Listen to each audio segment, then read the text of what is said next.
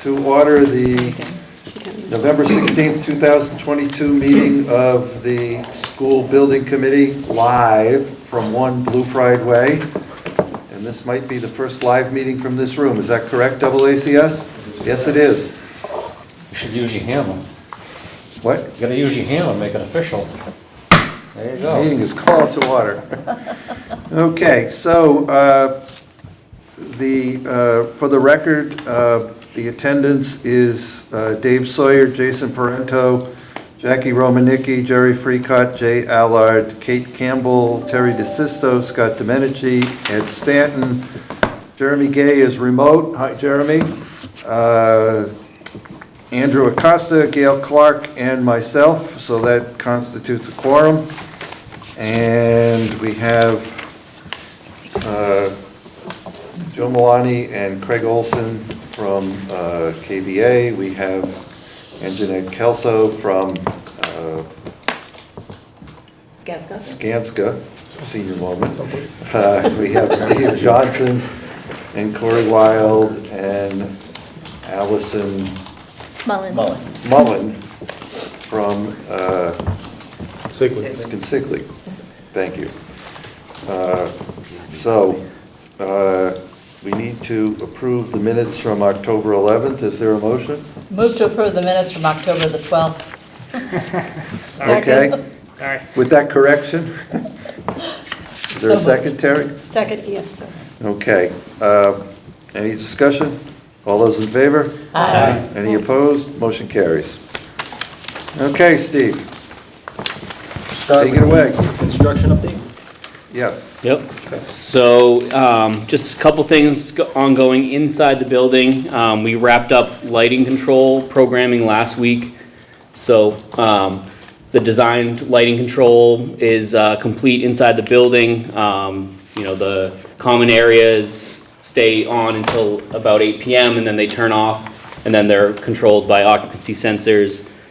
We still need to do some integration with the BMS and the HVAC systems, which we're currently working on, but that's the bulk of what we've been working on second shift, is getting all the lighting control programmed. So that was a good milestone for us. This week we started the install of the gym banners, so those are all fabricated and ready to be installed. They'll be back tomorrow night, and hopefully we'll get them wrapped up next week with all the gym banners. AV equipment, so the AV equipment's been trickling in. We were able to train on the AV systems in the cafeteria, the gym, the bistro, and a little bit in the auditorium today. It went very well. There are capabilities in all of those spaces. We are still waiting on some wireless microphones and stuff like that. But for the most part, those systems can all be used. The elevators, so there's 2 elevators at the auditorium and down in by ACA Network. We have a re-inspection with the state on Friday during the day. Hopefully we will pass and those 2 elevators will be livened up and open for use. And then in Metal Fab, we have a number of pieces of equipment that were back ordered showing up by the end of this week. Next week, we will have our installers on site installing those pieces of equipment, getting them set, and we'll get the electrician in there to wire them up. And that's kind of the last bit of equipment we're waiting on. And then finally, punch list. We're down to about 300 or so items, about 100 items in the auditorium, which we're working through. We did get about 30 punch list items for the site work, which is very good for the amount of site work that was reviewed. They also looked at the lawn areas, very happy with the lawn areas. We agreed that we would do one more mowing in the spring and some fertilizing and slice seeding, and then we'll be able to get acceptance on that, Jason, and then we'll turn it over to you guys. And so the goal with punch list is to be complete with those 300 items by the end of the year, and I think we can hit that. So we've closed over 3,000 items to date, so we're doing pretty good on the punch list front. So just looking up, there's an item here that's part of the AV system. And how does that What does that do? I just wondered. The projector? Yeah. So- Does that connect to like one of these screens or? So that projects onto the whiteboard. Oh, onto the whiteboard? Yeah, so you can connect a computer to that and it will display the screen Okay. on there. And pottery wheels? So pottery wheels are also scheduled to be delivered at the end of this week, and hopefully we'll get them installed next week. Okay. Kate, how are things going with the servery? Much better than our last meeting. I think that we've tried a few different things, and I think progress is being made. The kids have adjusted to which lines to go through. I think everything's moving at a little bit of a faster clip than it was back in September. So things have definitely come into a better flow. We're still waiting for our ID cards, and that will help also, but I think we're heading in the right direction. And that the ID cards are part of the student attendance system, correct? Yes. And when are we looking for that? We have still not been able to get a solid date out of our supplier, but they keep saying end of the year. So that's what we're hoping on. But the microchips inside the cards themselves is the issue. Okay. There were some other items I seem to remember being on back order, maybe some, was it microphones, wireless microphones? Yeah, so we're still waiting on those. We received the wireless microphones for the cafeteria, but all the other spaces, like the gym, auditorium, band, and chorus, we're still waiting on the wireless microphones for those. Okay. Excellent. Anybody have any interior questions? Yeah, I do. Corey, why is there such a high number of punch list items in the auditorium? So we Consigli did a walk with Kate, and we kind of agreed there was some subpar finishes and whatnot in that space that we weren't comfortable with, so we did our own punch list in there, and maybe we were a little bit harder on ourselves than others, so we added about 60 punch list items ourselves in that space. So. Okay, thank you. Mm-hmm. Is the auditorium being used? At times, yeah. For a guided study, for Pete Tarsi has some things going on. But I think that there were just some exterior of the room itself that needed to be looked at. And Corey and Steve and Dave and I did a walk, and everything was being addressed. Good. We're not opening the auditorium out to outside venues till next year. Oh, okay, so like if an outside theater group wants to rent it, that's next school year? Right. We want to make sure it's the way, everything's working the way it should be. Okay, Yeah. good. Okay, any other questions on interior? Exterior? Exterior, so I'm sure a lot of you have seen the PV carport structure. So the structure is up. All the PV panels are now installed and we're working on wiring them underneath. We have about a week and a half left of wiring, and then we will have the carport subcontractor back the week of December 6th to install kind of the finished undersheeting that hides all the wiring on the underside, so it looks kind of like metal decking from the underside. So that's moving pretty nicely. Demolition, so Jack, as you mentioned earlier, the last of the 3-story section right around the library, that came down today. So we'll be loading out all that material the rest of this week. Next week, this section will be down, and then the following week we'll be loading all that material out. So by the end of the year, or at the end of the month actually, this will all be down, which is great. The Benagro did a great job. They really moved the schedule along with the demolition and abatement.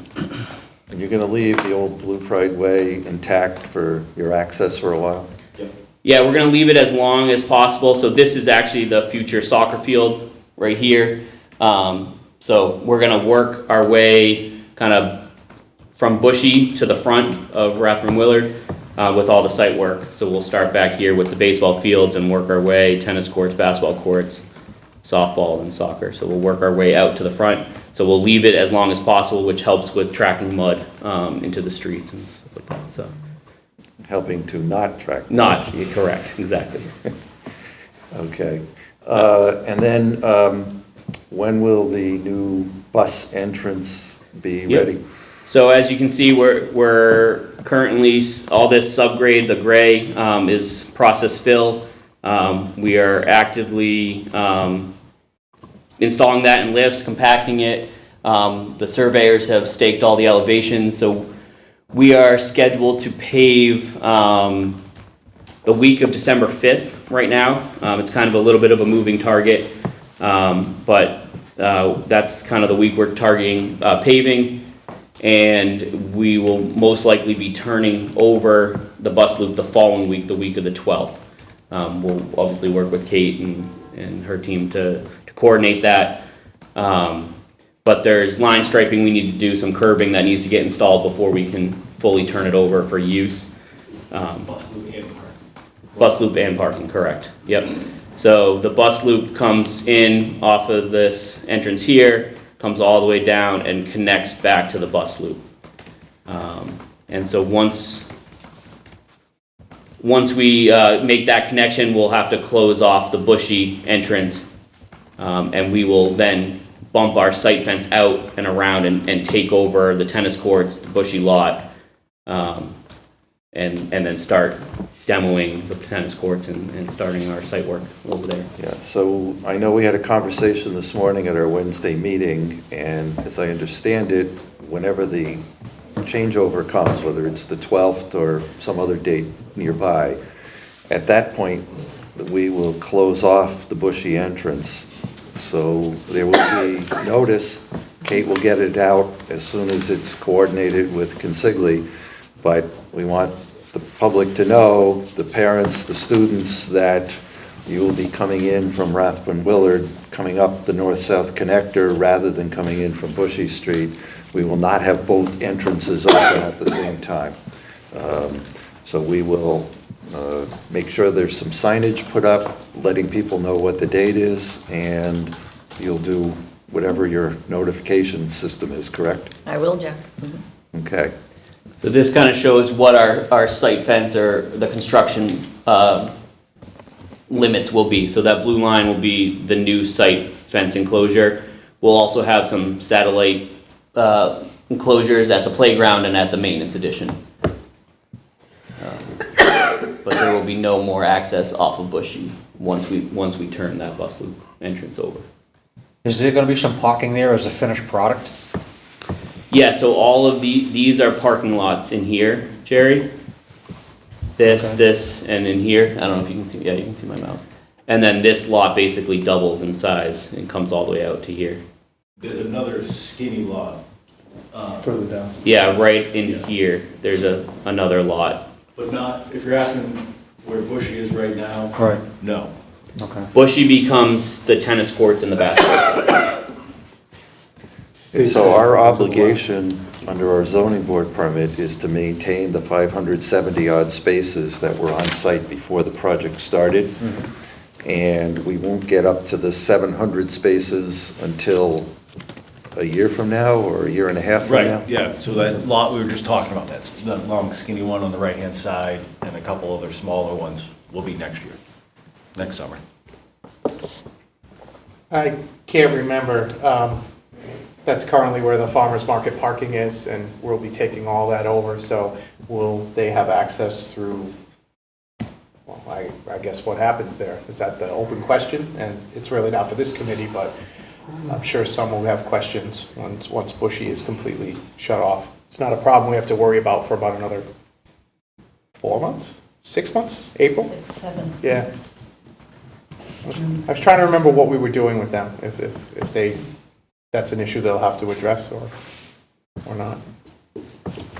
Yeah, we won't have, Yeah, we won't be able to give them access from Bushy anymore. Until that lot's completed. until the lot's complete. There is a final connection between farmer's market and that parking lot in the final product. Yeah, I just couldn't remember the timing is all. When does the farmer's market start up again? Usually in April. June. Is it June? Just June for 20 weeks? It's June. Okay, then I guess we got 7 months to figure that timing out. Okay. And then quickly on the maintenance addition, so foundation is poured. We'll be pouring the slab on grade this week, and then the mason is lined up to start installing scaffolding and the block walls next week.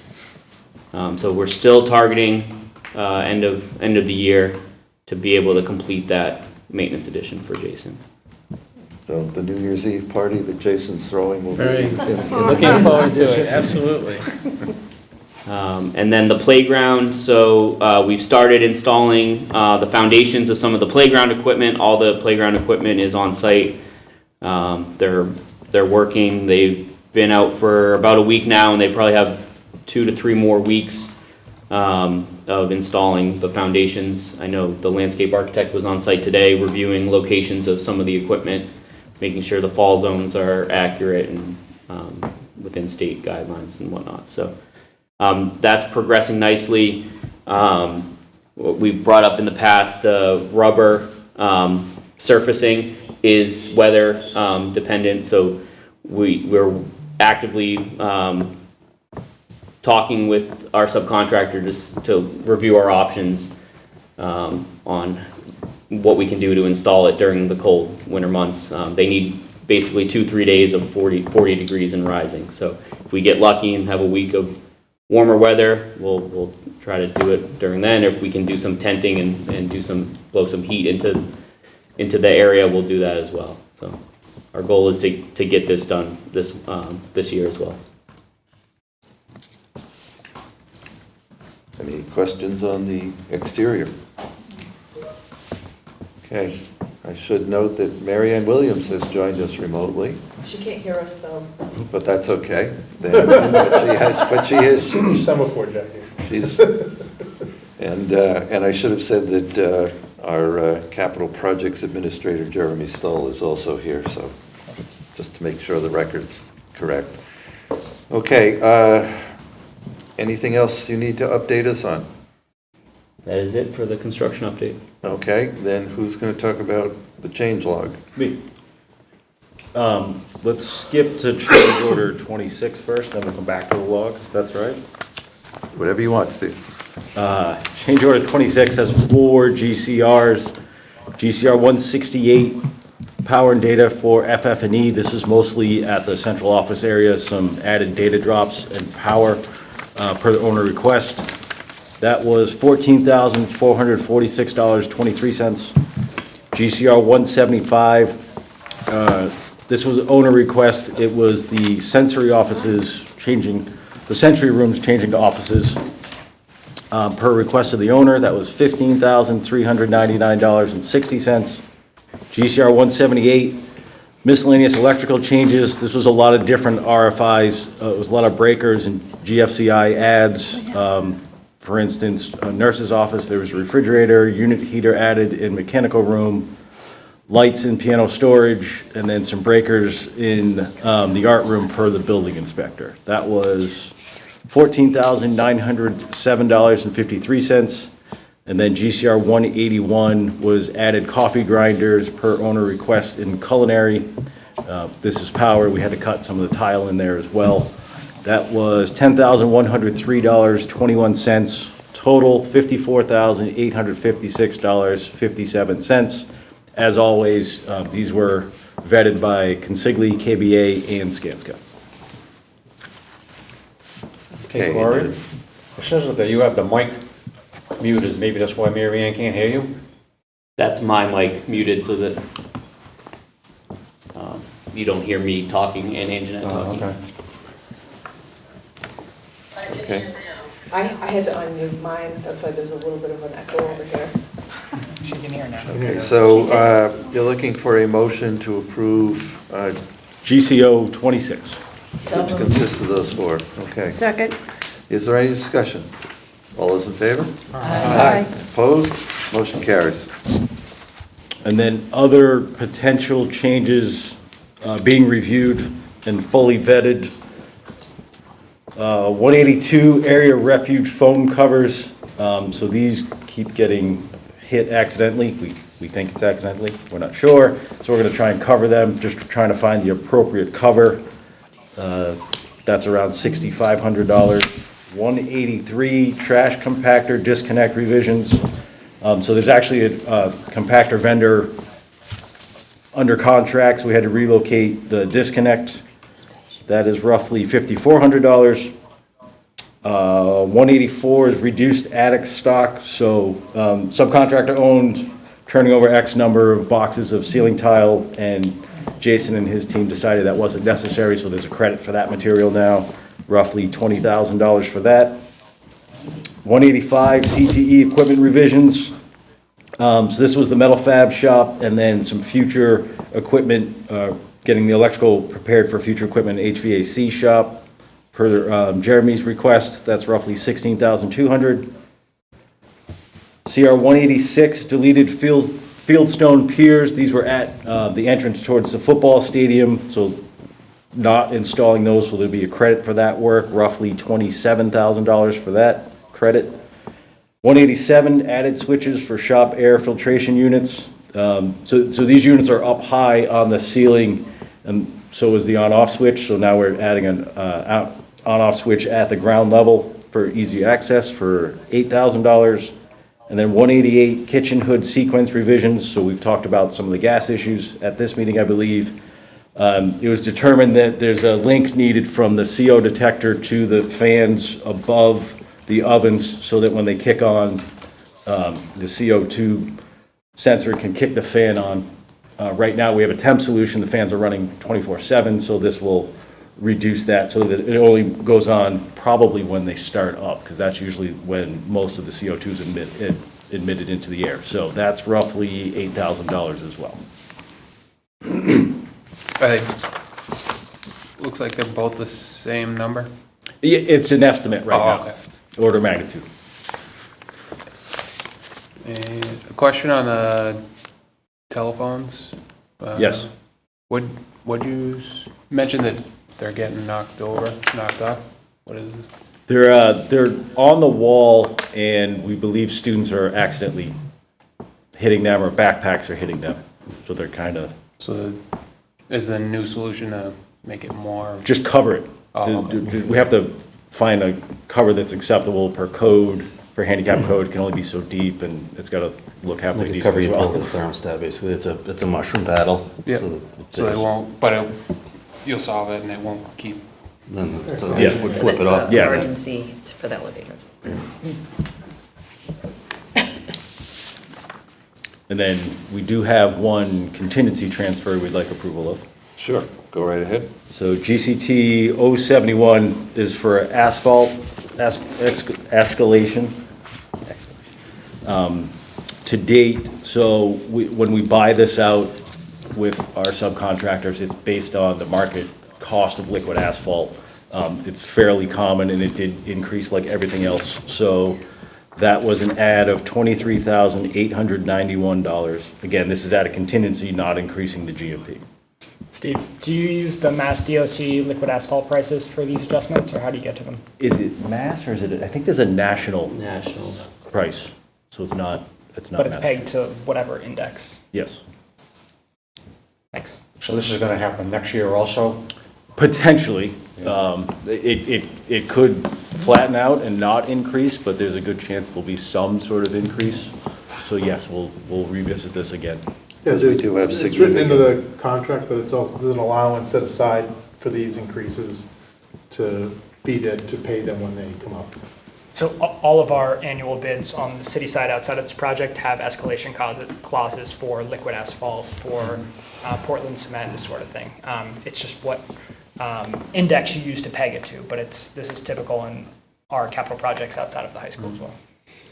And we have a significant amount of final paving to do. Yes. At Yeah, the end of everything the that's- project, right? Everything that's paved right now and that will be paved ultimately gets a final coat next summer. Do these contracts work the other way too, where if the index goes down, we get a credit? Yes, but it is rare that that happens. Yeah. Okay, so you need this approved? Correct. Move to approve. Second. Is there any discussion? All those in favor? Aye. Any opposed? Motion carries. And then two other items under review, GCT 75, removal and disposal of existing oil sand separator. So this was discovered during demo, not known at the time of bid. So that's roughly $10,000 to safely remove that. And then GCT 076, maintenance edition GR. So this is the temp fencing and winter conditions. This does not increase or come out of the same bucket for contingency. We actually had contingency built into the maintenance edition GCT 039, so we're just tapping into that amount. So I don't want people to think we're doubling up contingency here. This is just coming out of that original 843. We're just transferring money to pay for fencing and winter conditions. So those are, again, under review right now, nothing to vote on tonight. And Jeanette, you are satisfied after discussing this morning? Yes, yes, there was $95,000 carried in the original GCT for escalation and any of the additional GCs that would be required. And so after speaking with Corey, I've adjusted the original number, pulled the $95,000 into this new GCT, and then we'll be drawing from that for any of the expenses. And then anything that's not going to be used will be returned to the project. Yep. Good.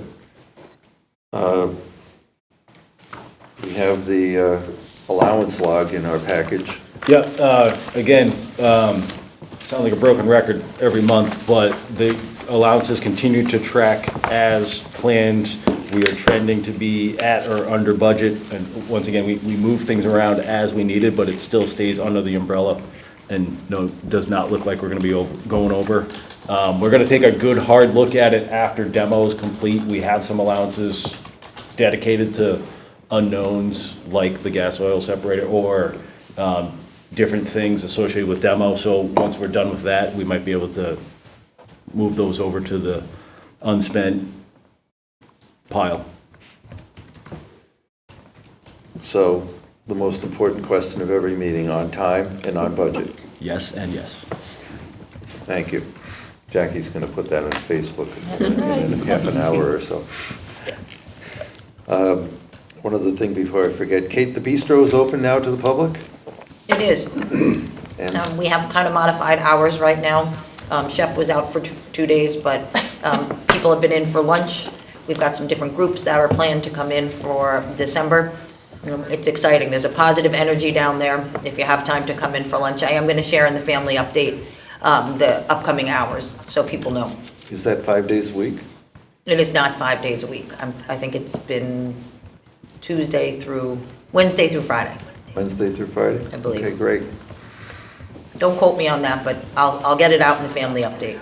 I don't know if it's every day. I can vouch for the experience. It's great. Because I've gone. One of my school committee colleagues, Chris Frappier, and I went like 2 Fridays ago, like a soft Yep. opening, and Bill Larson. I mean, it was excellent. The students are engaged, the food's excellent, the space is amazing. So I'm excited for that, and I would encourage any of you, if you have an opportunity, to show up for lunch.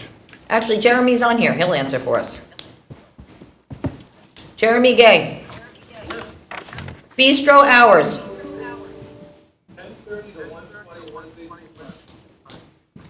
10:30 to 1:20, Wednesday through Friday? Yes. Is that what that said? Okay. Okay. And which door do you open, do you enter through for that? Down The marketplace door. The marketplace There'll be a door, student right? there. Marketplace. Yeah. Okay, excellent. And is that still cash only, or do we have the credit card? The credit card machines arrived today. I think they'll be up and running within a week. But yes, they all arrived today. Good. And The the liquor license, electric Jeff? vehicle chargers? What happened with the electric vehicle chargers? Did we get that resolved? We have to install the last few, which is hopefully by the end of the month, and then they'll all be powered up and functional and be able to receive credit cards. And the money will go to the school department? Mark is working on what that's gonna look like. We're gonna set up a meeting with the vendor, how that works. But once we get them installed and we can get all the serial numbers started up, then we can set up the account information on what account it goes to and. Yeah, and then it will require school committee action, and then Mark and I will work on it. Okay, so it's in process. Good. So these are owned by the city, right? Correct. Yep, there's no lease agreement or anything like that. They're owned through the project. Right, just want to make sure that if you put your credit card in to charge your car, that money doesn't go to the electrical subcontractor. Okay, anything else from Consigli? Nope. Craig, any update from you? No. Bill, Continue on. in with, out with the old, in with the new. And Joe, I assume it's the same for you? Yep. everything's So moving Anjanette, forward. do you want to do your thing? Sure, Corey, I emailed you the summary. Okay, yep. If you could just bring that up, that'd be helpful.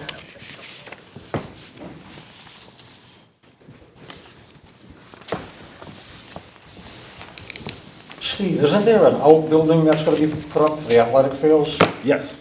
It's, When are we projecting that? So the existing school piles of debris are still in the way. So once we get all that cleared out, hopefully in December sometime, we'll be able to start excavating for foundations. So it might be 2 months behind the maintenance addition schedule. It's roughly the same size as the Is maintenance. that gonna be masonry? Yep, it's the same finish as the high school. Okay, so you're looking for Anjanette's chart? Ah, there it There is. it is. So we'll start at the top, and the invoice for Skanska this month, $115,783. That puts us at about 76% complete for our work. Keep your voice up, some of us old people are having trouble hearing. I'm echoing. I apologize. The Skanska invoice for the month of October, $115,783. That puts us at about 76% complete with our work. Castle Booze had invoice this month for $123,016. That was for their contract work, and then they had a couple of invoices from their subconsultants, I believe related to some of the survey work Semiotis did. And then the Consigli invoice, as you can see up here, they had $3,127,683 charged for the regular contract work, and then 2 of the change orders were billed this past month, totaling $11,035.27 for change order 24 and change order 25, $100,990.18 for a total of $3,239,708.73. Less retainage withheld. Their invoice to be approved for payment this month is $3,083,862.04. Additionally, we had some invoices from the FF&E and STV as well. So Robert Lord had 2 invoices. One was for $30,775. The other one was for $90,926. These were vetted by Casey, who is works with Craig and Joe at Castle Booze. CDW, that was an AVIT item, and that was vetted by Scott Goodrich, another consultant of KBA, for $2,043. STV had 2 invoices, one of which was included in my summary up here, and that was for $4,249, and that was for the end of the move. They did submit a final invoice on the 14th of November for $863.50, and that will be the final invoice that we'll see from them. I expect next month at this meeting to have a reconciliation, and at that time, she'll be offering back some savings to the project. Sterling, the mover, will also have a final reconciliation, and they'll be offering some savings back to the project at that time as well. Briggs, that's our materials testing subcontractor. They had 1 invoice this month that was for $784.50. They will continue to do some testing on site is needed for the compaction tests, the sidewalks, all of that. So we anticipate seeing that come in through the duration of the project, just little bits and pieces. So in total, for invoices this month, there's $3,452,302.04 that we're looking for approval of at the meeting tonight. So Anjanette, when you say there'll be a reconciliation from STV at next month's meeting, so is this the final invoice, or are we anticipating an additional invoice? No, from that's the final invoice. Okay. She will, I expect from my conversations with her, she's waiting to get the Sterling invoice, and then at that time, it'll be a change order, as you've done previously with STV, a credit change order. Yeah, so from our perspective, we wouldn't even need the change order. We would just have a vote from this body Okay. to say, reduce the not to exceed to whatever the final is, and then I Right. would close out that, and we would use the funds somewhere else. Okay, so then you just let me know what, Just less paperwork. just less paperwork. Okay, so I'll have to find out from her if she needs something on her end. Cool. But that's the expectation. Sounds good. Excellent. Move to approve. I assume you're moving to approve all the bills and payments? Absolutely. Unless we have to spell them out. Second. Is there any discussion? All those in favor? Aye. Any opposed? Motion carries. Anything else you need to tell us about? Just that we are billed through 91% of the entire contract right now. We have been in discussion with the MSBA. When they reach a 95% threshold for reimbursement, that's when the payments from the MSBA discontinue until closeout. And so I think it was this past month, Jeremy, Deb, Laura, and myself had a conversation with Ashley, our project manager from the MSBA, just to get everybody on the same page, and so that they could plan for the rest of the funding for the project. So I think we're in good shape. As soon as we get the rest of the contract work completed here, punch lists and whatnot, with the exclusion of the fields, we'll start the process of closing out the main building subcontractors. We expect the entire closeout process to last with the MSBA about 2 years. There's an audit involved. We have to submit as well the subcontractor evaluations to DCAM and whatnot. So there's quite a little bit of work left for all of us here. So There's a requisite timeline between Right. when you have the final payment of the project and when you can get reimbursement from the MSBA of a year, right, basically. right. Yeah.